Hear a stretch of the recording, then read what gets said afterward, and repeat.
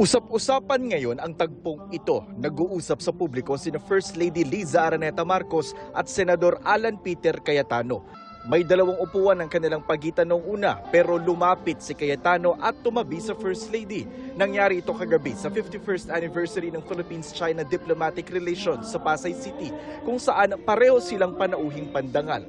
Wala pang detalye kung ano ang kanilang napag-usapan pero sabi ng Malacanang, kumustahan lang ito at walang politika. It's just friendly talks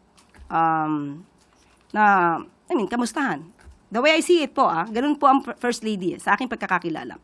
Pero walang masasabi nating politika. Ang tagpo nangyari sa gitna ng kontrobersya sa liderato ng Senado kung saan ang kinikilala ni Pangulong Bongbong Marcos ang katunggaling paksyon ni Cayetano na pinamumunuan ni Acting Senate President Win Gatchalian. Ilang oras nga bago ang pag-uusap na yan, tahasan pang inakusahan ni Cayetano ang Malacanang ng pakikialam-anya sa Senado. Dalawa Senado natin ngayon. You have the Senate of the Philippines and you have the Senate of Malacanang. Ang Senado hindi pwedeng rubber stamp ng Malacanang. Hindi pwede yung bibig na bumubukas ay senador pero yung lumalabas na salita galing sa Malacanang. Hindi yan pinalampas ng palasyo. The President said there's only one upper chamber and it is the Senate of the President. Senate President, rather, it is the Senate of the Philippines led by Acting Senate President Sherwin Gatchalian.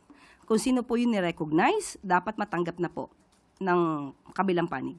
Sa ngayon, may tig-12 senador ang magkabilang panig. Pero ang Cayetano Block, may isang senador na nakakulong, si Senator Jinggoy Estrada, at nagtatago naman si Senator Bato de la Rosa.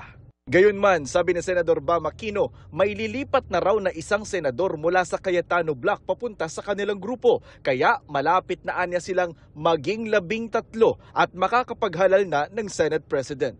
Jonathan Andala, Nakatutok, 24 Oras.